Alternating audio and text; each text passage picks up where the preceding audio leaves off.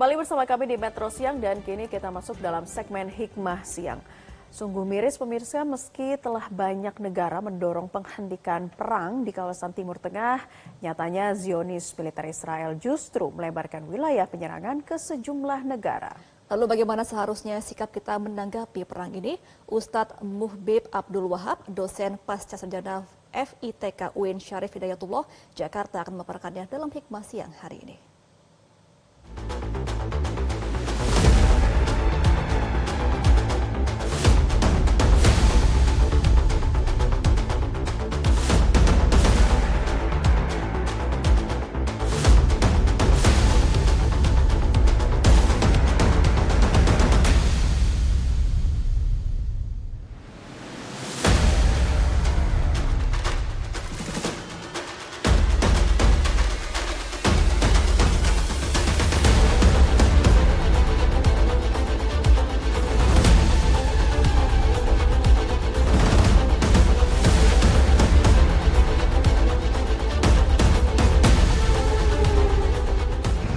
Pemirsa, kejahatan genosida yang dilakukan Israel terhadap Palestina makin lama kian menjadi.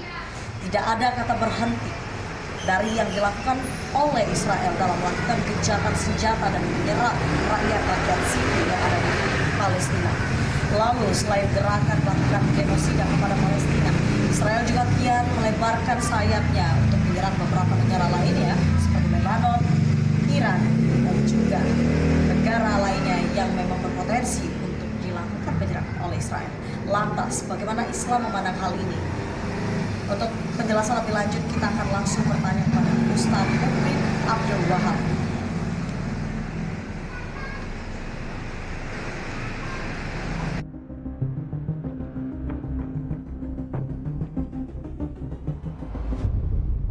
Pemirsa, sekarang sudah bersama saya Ustadz Muhbib Abdul Wahab. Assalamualaikum warahmatullahi wabarakatuh, Ustadz.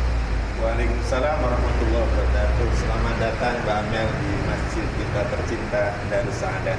Baik, terima kasih banyak Pak Ustadz. Ya. Pak, ini kan kita tahu bagaimana kondisi dunia pada saat ini, khususnya kejahatan genosida yang dilakukan oleh Israel terhadap Palestina.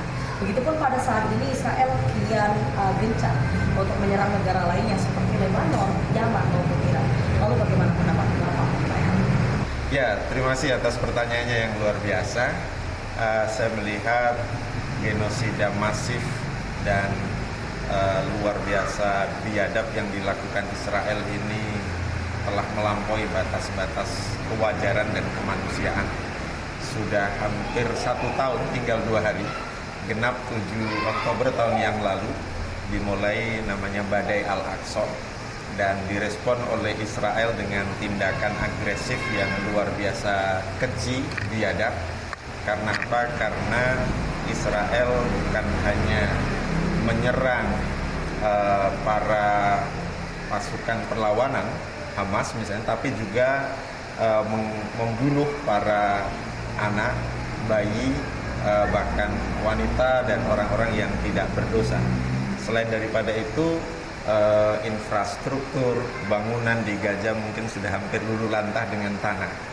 Karena itu saya melihat agresi Israel ini memang harus dihentikan karena tidak sesuai dengan hukum internasional, terutama hukum terkait dengan perang.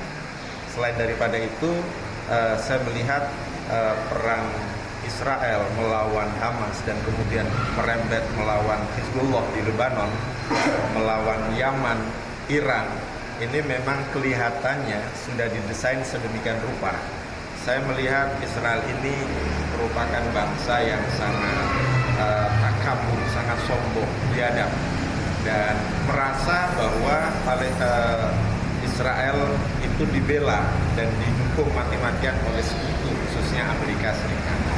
Karena itu kami umat Islam tentu menuntut melalui hukum internasional, melalui Perserikatan Bangsa-Bangsa untuk bisa menghentikan perang ini karena sudah terlalu banyak korban yang berjatuhan. Namun demikian, kami melihat sikap Israel itu begitu keras kepala. PBB sudah menetapkan resolusi untuk penghentian perang dan dilakukan perdamaian. Mahkamah Internasional yang mengadili tentang kejahatan perang yang dilakukan oleh Netanyahu juga sudah memutuskan hal yang sama. Bahkan di dalam sidang umum PBB kemarin itu sebenarnya sudah disepakati bahwa mayoritas perwakilan dari bangsa-bangsa di dunia ini sudah mengakui kemerdekaan Palestina. Namun Israel masih tetap juga bersikeras untuk terus melancarkan serangannya tanpa henti, dan seolah-olah tidak ada yang bisa menyetop agresi yang demikian keji dan biadab itu. Jadi menurut agama kami ini adalah sebuah kejahatan kemanusiaan yang luar biasa yang harus dihentikan, dan sekaligus kita sebagai umat Islam juga harus bersatu padu membantu Palestina, membantu umat Islam lainnya yang tertindas dan diperangi oleh Israel. Baik Pak Muhbib, lantas bagaimana Islam memandang ambisi dari Israel ini yang kian gencar untuk memperluas daerah kekuasaannya hingga melakukan tindakan sekeji itu untuk membunuh rakyat sipil yang tidak bersalah? Ya, ambisi Israel untuk memperluas skala dan eskalasi penyerangannya itu memang harus dihentikan. Kalau tidak dihentikan nanti apa yang terjadi? Boleh jadi akan terjadi perang dunia ketiga kan? Itu yang pertama. Yang kedua, hemat saya perang ini sudah berlangsung sekitar 1 tahun, kurang 2 hari. Dan sekarang musuh Israel itu sudah semakin banyak, dan mayoritas umat Islam sekarang sudah mulai bersatu.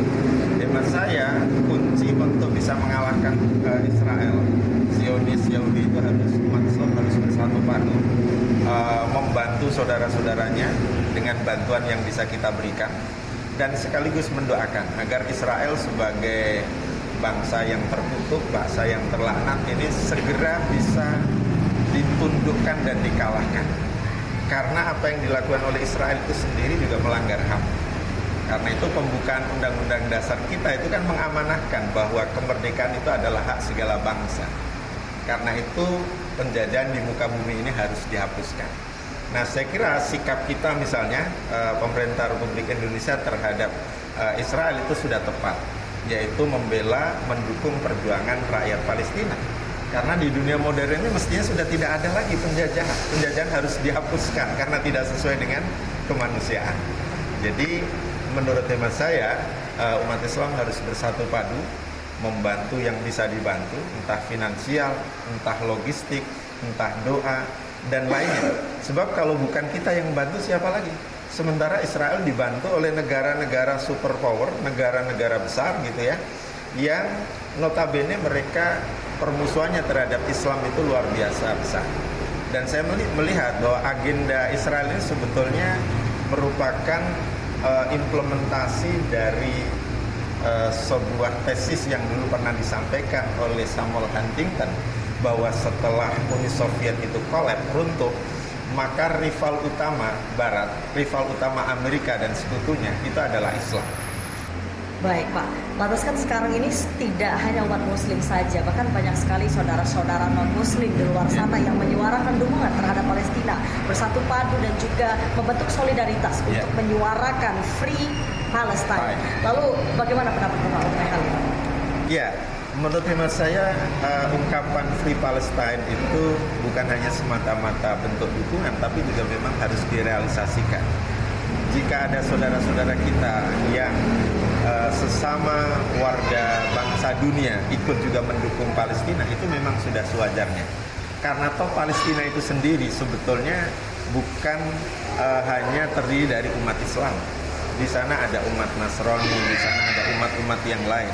Jadi Palestina itu sebetulnya miniatur multikulturalisme, multi agama yang disatukan oleh mungkin kesatuan wilayah geografis dan mungkin kepentingan atau tujuan yang sama, yaitu ingin memperoleh kemerdekaan. Oleh karena itu, hemat saya dukungan-dukungan itu patut diberikan. Beberapa negara yang tadinya barangkali agak abstain atau netral, sekarang sudah mulai jelas dukungannya. Seperti misalnya Spanyol, Italia, apalagi negara-negara Islam ya. Di Perserikatan Bangsa-Bangsa beberapa hari yang lalu, mayoritas pesertanya, perwakilan dari negara itu sudah mendukung Palestina itu mendapatkan hak kemerdekaannya. Baik, Pak Muhbib, terima kasih banyak atas penjelasannya, luar biasa sekali. Dan pemirsa, itulah tadi bagaimana dialog yang sudah kami lakukan bersama Pak Muhbib Abdul Wahab. Dan ini tentunya di pertemuan selanjutnya dalam Hikmah Siang ini kita akan membahas banyak tema menarik lainnya yang akan kami sajikan untuk Anda. Dari Depok, Amelia Narasoma, Agus Taufik, Metro TV. Jelajahi cara baru mendapatkan informasi. Download Metro TV Extend sekarang.